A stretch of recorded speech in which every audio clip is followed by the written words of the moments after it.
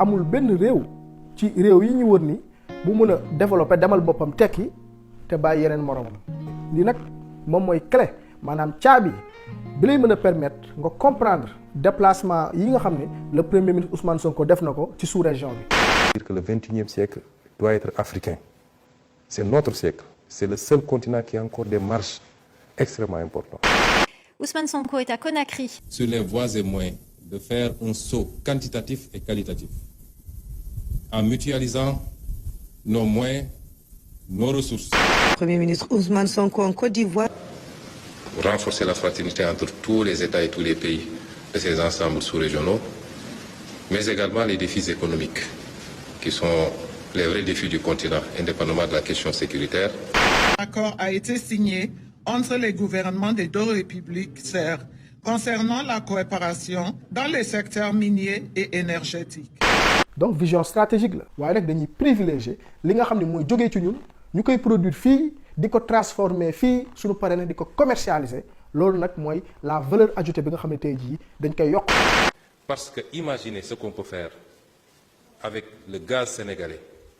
couplé à la bauxite de Guinée ou offert de la Sierra Leone, mais c'est extraordinaire ce qu'on peut faire. Voilà les sources de développement sur lesquelles nous devons travailler. Et il nous faut travailler avec ses voisins, avec tous les pays de la sous-région, au-delà des clivages politiques qui, à mon avis, restent cantonnés à des considérations politiques. Nos peuples sont condamnés à travailler ensemble. Donc Sénégal lii la bëgg a proposer tabax benn corridor intelligent relier pôles yi relier tali yi relier zone de transformation yi mooy usines yi nga xam ne dañ koy teg matière première di ñëw ñu ko fay transformer pour nag commercialiser ko ci biir marché bi nga xam ne tey jii ça dépasse plus de 450 millions d'habitants mooy population CEDEAO bi. bu ñu xuusee nag dafa am lu am solo lu ñu war a wax ku nekk corridor aussi da ngay wax infrastructure tali train port aéroport. benn architecture teg ay infrastructures yoo xam ne physique. mooy xaat bi gazoduc yeeg yooyu noonu ngeen doon dégg ay zone franche ak ay aéroport mais aussi tamit mu am benn soft aussi tamit ba ay mécanisme d'intégration douce boo xam ni ay accords douaniers ay contrat industrie plateforme logistique yi kon boog tey jii ñaari tomb bi mooy bii hard bi bii nekk soft bi buñ ko boolee nag Sénégal fa la wéeru pour dox tabax ay corridor ndax tey jii réew bu am plus de 3 4 5 ports Dakar port na Ndayane portu Kaolack Ziguinchor ak yu ko ëpp mu am aussi tamit benn aéroport ëpp bi nga xam ne mooy AIBD ak 14 aérodromes gën saa néew mais aussi tamit mu am ay réserves de zircon fer phosphate or bauxite Senelec commencé switcher sax jóge ci désert bi nga xam ne moo doon fonctionner ñëw ci mbirum gaz. Des milliers de kilomètres de corridors routiers comme par exemple Kounda Matam dañoo nekk en expansion ndax li koy mëttali benn complémentarité régionale ndax tey jii Guinée 40% de réserve mondiale de bauxite moom moo ko am na hydroélectricité ndax tey jii bëri na ay chutes d'eau yu fa am tey jii yoo xam ne am na fa. Burkina Faso 4e producteur d'or africain secteur stratégique ay cheptel stratégique ay agroalimentaire ci agrobusiness bi Sierra Leone également am un port comme ni ko Sénégal amee ndax par exemple tey jii boo leen gëstoo actualité bu ndaw a ndaw gis ngeen Maroc par exemple moo ngi jéem a approché lii nga xam ne mooy les pays de l'AOS pour ubbil leen benn port ci contexte boobu lañ nekk. Alors pour bien la comprendre, il faut voir que cette main tendue s'inscrit d'abord dans une problématique régionale. Le Mali, le Burkina, le Niger et le Tchad sont 4 pays enclavés qui ne bénéficient pas naturellement de frontières maritimes, ni avec l'océan Indien à l'est, ni avec la Méditerranée au nord, ni avec l'Atlantique. Donc à l'ouest, la proposition marocaine de leur faire profiter de ces 1500 km de côte sur la Méditerranée et l'Atlantique est donc par nature très intéressante. Marocains yi comprendre loolu ci contexte boobu également gis ngeen Union européenne comme actualité bi ngeen di gis ni ci suuf di financer li nga xam ni mooy alternative au port autonome de Dakar. Une route longue de 1030 km va bientôt relier la Côte d'Ivoire au Nigeria. Sur le corridor Abidjan-Lagos, qui est vraiment un corridor stratégique, comme ça a été rappelé tout à l'heure, et qui va renforcer l'intégration régionale, développer le commerce davantage, créer des emplois et renforcer l'industrialisation sur toute la côtière africaine qui va jusqu'à Dakar. Merci de nous rejoindre, Monsieur Downs. En quoi la garantie UE-SFI s'inscrit-elle dans l'initiative Global Gateway ? Ce que nous faisons avec Global Gateway, c'est précisément de nous concentrer sur la manière dont nous pouvons aider nos partenaires à renforcer leur capacité de création de valeur dans plusieurs secteurs stratégiques liés aux infrastructures. Nous examinons à la fois les infrastructures physiques nécessaires à tout l'écosystème autour, l'environnement favorable, le cadre réglementaire. C'est cela le moteur de Global Gateway, stimuler ces investissements. gis ngeen le premier ministre Ousmane Sonko bi mu demee Guinée journaliste bi jël kàddu moom neen day wax ci turu journaliste yi nga xam ne ñoo nekk ci àdduna bi. Premier ministre, donc voilà, je m'appelle Tanguy Bihan, je suis journaliste pour RFI, mais je m'exprime au nom également de mes confrères de la presse internationale. Alors en Guinée, ça fait maintenant de nombreux mois que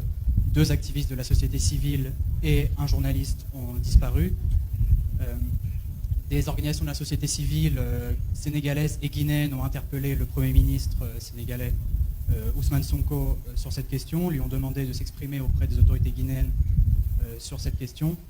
Alors je voulais savoir si aujourd'hui, au cours des rencontres, est-ce que c'est un sujet qui a été abordé et est-ce que vous souhaitez profiter de ce moment devant la presse pour vous exprimer à ce sujet? Merci pour la question. Je suis venu ici pour une tournée économique et voilà une question éminemment politique. ba pare nag jëm ko poser benn question piège parce que ñoom fu ñu gis buntu rek pour yàq pour casser pour dindi li nga xam ne tey jii mooy intégration africaine bi dañ lay piéger dañ lay yàqal te loolu nag la journaliste bi doon jéem a tenté mais xam ngeen Ousmane Sonko le premier ministre il est expérimenté ci genre situation yi fii nag la amee solo le ministre de la défense ànd ak le premier ministre mu am solo ndax en 2024 nee nañu en 2024 ci statistiques yi ngeen di gis nii nee nañu 7555 yi nga xam ne décès moo am dañoo dee ci terrorisme ci àdduna bi 3885 yi ñoo ngi ko am fii ci zone Afrique Sahel bi te Burkina Faso am ci 1532 décès Mali am 604 Niger am lu toll ci 930 décès ndax pauvreté la tudd noonu la tudd Sénégal noonu la tudd Guinée noonu la tudd Mali noonu la tudd Burkina terrorisme aussi tamit ni muy mele forme yi muy mel Burkina noonu lay mel Niger à quelques différences près kon boog pourquoi ñuy xaar kenn bu amee problème ñu naan parce que coup d'état la am duñ ko seeti alors que foofu buñ toxee ci côté boobu rek dañuy fàtte li nga xam ne tey jii mooy intérêt population. Que les élites politiques soient à la hauteur, et elles également, parce que c'est un gros problème. Et qu'on parvienne à identifier, je le réitère et c'est là où je vais chuter, les 2 enjeux fondamentaux, la sécurité et le développement économique. Malheureusement, on perd beaucoup de temps sur le débat politique. Donc réponse bi dégg ngeen Ousmane Sonko lu mu wax amul benn réew ci ñun ñi bu mun a développer bàyyi yeneen morom yi donc kon boog tey jii àndandoo doon benn say donc réponse bi du mun a nekk rek militaire plus nit yi di am liggéey plus aussi tamit ñu am lu ñuy dundee mais plus aussi tamit ñu mën a financer armée yi mën a nekk benn population yi nekk benn ndax économie day boole. lii posture bi dafa leer dafa assumer dafa leer ne plus dépendre des institutions internationales bilatérales multilatérales mooy maanaam France États-Unis ak yeneen ak yeneen donte kenn du leen tëjal buntu yi waaye nag dañuy privilégier li nga xam ne mooy jógee ci ñun ñu koy produire fii di ko transformer fii suñu paree nag di ko commercialiser. également prioriser ay dépenses productives comme la ko waxee lu jëm par exemple ci agriculture bi récemment gis ngeen contrat yi nga xam ne lu toll ci 1000 milliards tey jii état du Sénégal signé na ko pour financer secteur primaire bi. Premier ministre Ousmane Sonko à travers projet bi nga xam ne BAD moo ko financé mooy PAVI 2 bi nga xam ne DER moo koy doxal gis ngeen lu toll ci plus de 107 milliards de francs CFA ci pêche agriculture ak élevage. également dans la même lancée gis ngeen aussi le directeur du port autonome de Dakar Waly Diouf Bodian contrat bi mu signé fële ci Mali bi nga xam ni dañuy gën a defaraat suñu intégration économique ndax xam ngeen bu baax ne 20% exportation yi nga xam ni Sénégal moo ngi koy def Mali la jëm donc kon boog boo leen xoolee chaque jour ñoo ngi teg ay base pour benn Sénégal boo xam ne day jóg taxaw waaye tamit jóg taxaw ci benn environnement boo xam ni mooy maanaam CEDEAO ak régional boo xam ni réew yi dañuy àndandoor àndandoo xeex li nga xam ni mooy problème yi njànkonteel te nduroo ko. xam naa nag fii laa yem ndax bëgguma guddal en quelque sorte bañ a def vidéo yu gudd yooyu noonu yu naqaree seetaan moo taxoon ma ne naa def vidéo bu gàtt bii rek pour indi benn lecture ci li nga xam ne tey jii mooy derrière li nga xam ne mooy les discours politiques ñu comprendre ban vision diplomatique stratégique économique sous-régional le déplacement yi nga xam ne tey jii Ousmane Sonko am na ko te ñu mun ko cee jàng jërëjëf.